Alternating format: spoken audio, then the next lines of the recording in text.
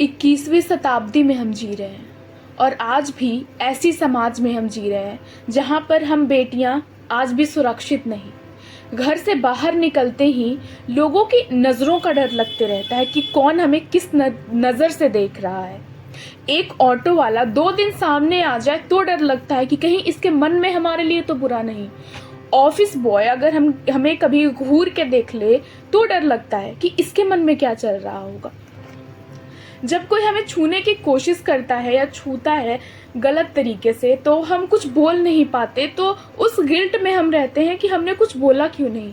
जैसे कि हमने तो मान लिया है कि वो तो ऐसा करेगा ही, हमें स्ट्रांग बनना है। तो सोचो कि जब कोई हमें गलत तरीके से छूने की कोशिश करता है, हम कुछ नहीं कर पाते, तो उस चीज़ को हम 5-6 दिन या कभी कभी 1 महीने तक हम भूल नहीं पाते, हम सोचते रहते हैं। तो वो कोलकाता की लड़की जो डॉक्टर बनने वाली थी, किसी का हौसला बनने वाली थी, हर किसी को हिम्मत देने वाली थी, उसके साथ जो हुआ वो कितना खौफनाक था, कितना खतरनाक था। क्या एक समाज होने के तौर पर हम यहाँ स्टैंड करते हैं?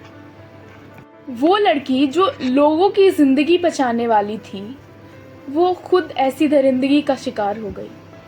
उसने भी चिल्लाई होगी, वो बहुत हौसला रखा होगा, खुद को बचाने की कोशिश करी होगी, पर अंत में हिम्मत ने भी उसका साथ छोड़ दिया और उसने फिर हमारे समाज पर एक सवाल उठा दिया कि क्या सच में हम 21वीं शताब्दी में जी रहे हैं?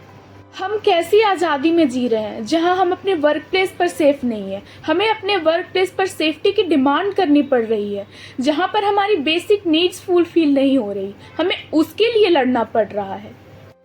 इतनी असहज है दुनिया हमारे लिए। मेरी चीख क्या तुम्हें सुनाई नहीं दे रही? क्या अब भी तुम्हारी अंतरात्मा गवाही नहीं दे रही?